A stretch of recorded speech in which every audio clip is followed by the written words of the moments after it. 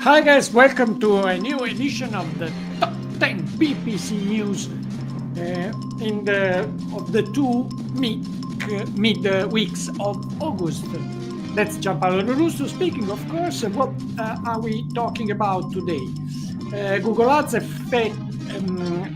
effects of Amazon exits in Google Ads. Search partners finally visible. How to switch from Performance Max to shopping. New Performance Max controls. Demand gen in maps, seasonal adjustments, and projected target ROAS. So, ciao to languages. Meta adds value rules for all goals, new tools for advertisers, plus other minor updates. And finally, Microsoft, how to set dynamic remarketing in the Redmond platform. But extra from the top 10, the first thing I want to highlight is the fact that on September 9, 10, and 11, there will be Think Week, the event by Google, online event by Google, in which they will present Google Ads on and Google Marketing Platform. So Search Ads 360, display a video 360 in all different markets in the world. The second extra content is by Barry Schwartz on SEOroundtable.com, and is reporting a new tool, as the Asset Studio tool, which was announced at Google Marketing Live, but now is released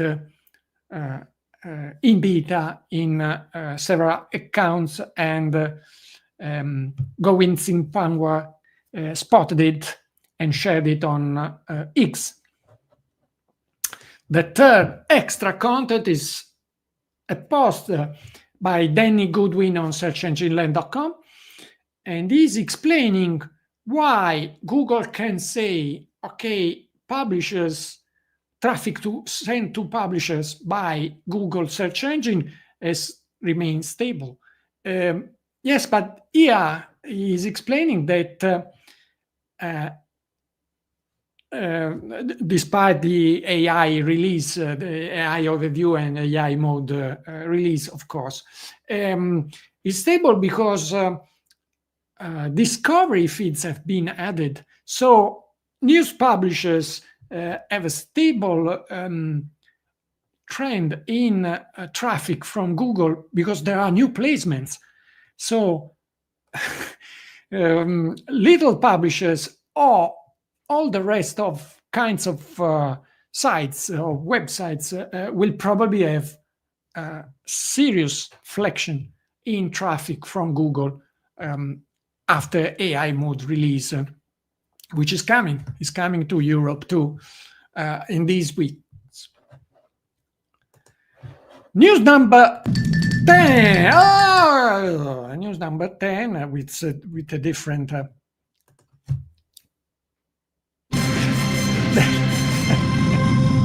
That's it. The different sound is it. It's by Ezra Sackett on LinkedIn.com, and he is one of the first to share. Has been one of the first to share the news that Google, by the end of 2025, will sunset language targeting. It's not such a big news, in my opinion, because with AI growing everywhere, it was quite easy to understand that a lot of settings became obsolete. News number 9. Andrew Lork, we'll see him several times. I think it's a record, 3 times in our top 10, but this content is on the projected ROAS and how it can help you to understand what the platform is going to bid exactly on your products. So it's very interesting how Andrew suggests to use it. News number 8. Martinique Royals on adcrease.nl has shared a little tutorial on how to set dynamic remarketing in Microsoft advertising. While in Google Ads has been completely automated, in Microsoft you now have to still do some technical settings. News number 7. Andrew Lork again. And this time speaking about seasonal bid adjustments. And in particular, the fact that Andrew has noticed that the adjustment in bids, conversion expected in a certain period is directly reflecting on bids in that period. So you can have another tool to control exactly how the algo will move your offers. This is an advanced move. So be careful using seasonal bid adjustments. News number 6.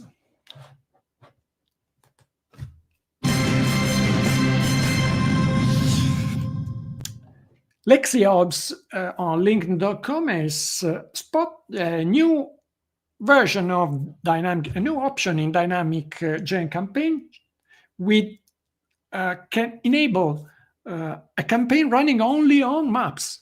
So this is very, very useful for small businesses, small local businesses, and this way of promoting businesses is finally again available after the sunset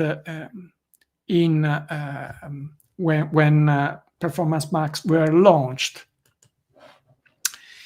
News number 5.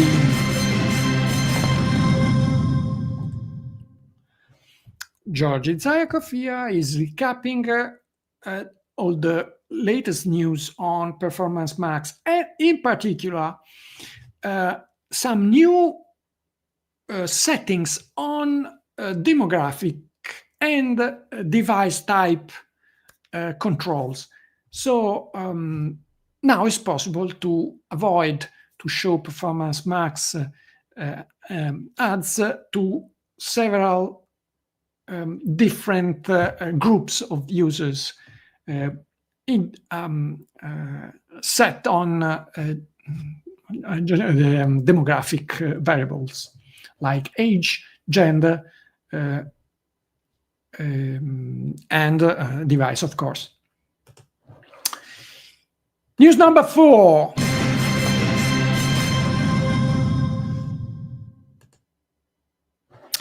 Andrew Lork again on LinkedIn, and this time he has shared a post on how he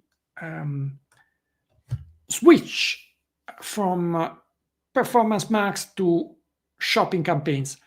Again, a caveat, be careful in doing this, and do this only if you know exactly what you are doing. But if you know, then a way to do it can be to progressively overlap the two kinds of campaign and then switch off the Performance Max. News number 3, which actually are 4 news. One by Andrew Hutchinson, published on socialmedia.com, and here is commenting on new kinds of formats, new kinds of ads that will be soon available in Meta, foreseeing the shopping period. The second post of the series is by Brian Van der Allen, which recaps a lot of small improvements in Meta, and another post by Brian Van der Allen, again with other small enhancements. And the final one on LinkedIn, all of them on LinkedIn, on the value rules, which are now available on all kind of objectives of goals in Meta ads, and not only for sales and app promotion campaigns. And that's a very interesting upgrade, for real.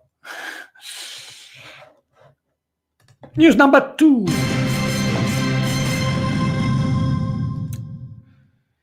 Better Sports here is reporting a very interesting, and a lot of us have been waiting for years for this transparency by Google on search partners. On my point of view, it's not so an upgrade, because I've been used to switch off search parts for years, but now if it's possible to see where your ads will be displayed, in which search engines they will be displayed, I could reconsider my choices, and that's probably the reason why they did it. News number 1.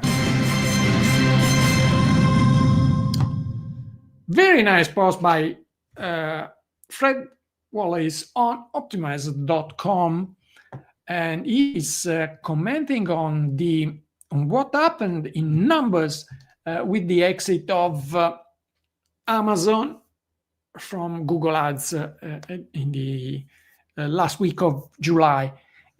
Of course, click and impressions were up, cost CPC were down, but on average, conversion rate and ROAS were not so well, but it depends also on different sectors.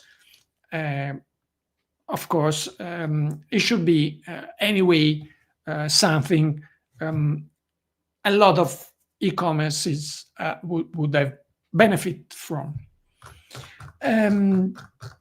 That's all for this edition. If you like this top 10, please like, share, or comment it. And anyway, may the ROI be with you, and more peace for all. Ciao!